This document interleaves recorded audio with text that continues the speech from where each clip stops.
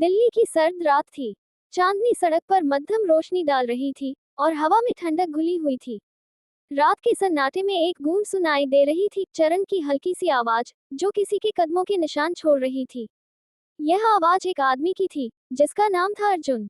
अर्जुन एक सामान्य व्यक्ति था, लेकिन उसकी जिंदगी में एक काले अध्याय ने उसे अंधेरे रास्ते पर डाल दिया था। वो एक छोटे से गराज में काम करता था, लेकिन उसकी असली पहचान एक चोर की थी। उसे चुराने का शौक था, और हर बार जब उसे किसी बड़े घर से कोई बहुमूल्य चीज मिलती, उसका मन शांत हो जाता। आज रात उसने एक खास लक्ष्य बनाया था, शहर के सबसे बड़े बिजनेसमैन रघु शर्मा के घर को लूटने का।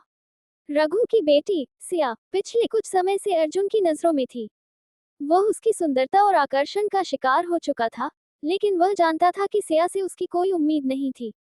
उसे ये भी पता था कि रघु की संपत्ति काफी बड़ी है और अगर वह आज इस घर को लूट सका तो वह बहुत बड़ा माल हाथ लगा सकता है। अर्जुन रघु के आलीशान घर के पास खड़ा था। उसने पहले ही सब कुछ प्लान कर लिया था। गेट का ताला खोलने के बाद वह घर के अंदर घुसा। वह धीरे धीरे कदम बढ़ाते हुए रघु के कार्यालय में पहुंचा। वहां उसे अलमारियों में कुछ महंगे गहने और दस्तावेज मिले। जैसे ही उसने उन्हें अपनी झोली में डाला, अचानक किसी ने दरवाजे पर दस्तक दी। अर्जुन डर के मारे कांप उठा, लेकिन फिर उसने साहस जुटाया और खिड़की से कूदकर भागने की योजना बनाई।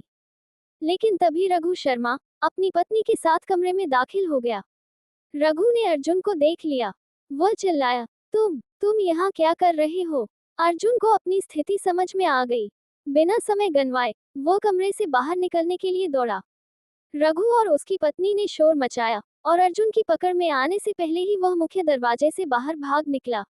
लेकिन कहानी यही खत्म नहीं हुई।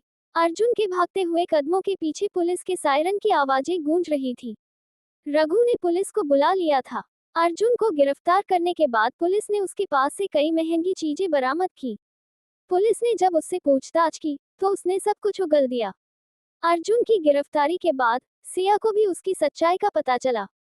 उसे यह जानकर झटका लगा कि वह जिस लड़के को पसंद करती थी, वह दरअसल एक चोर था। उसकी आंखों में अब उसे नफरत ही दिखाई देती थी। अर्जुन के खिलाफ मामला दर्ज किया गया और उसे सजा मिली। अब वह अपने किए की सजा भुगत रहा था, लेकिन एक सवाल सभी के मन में था, क्या अर्जुन के अंदर कोई अच्छाई थी, या फिर वह एक ऐसे रास्ते पर चला था जहां कोई मोड़ नहीं था?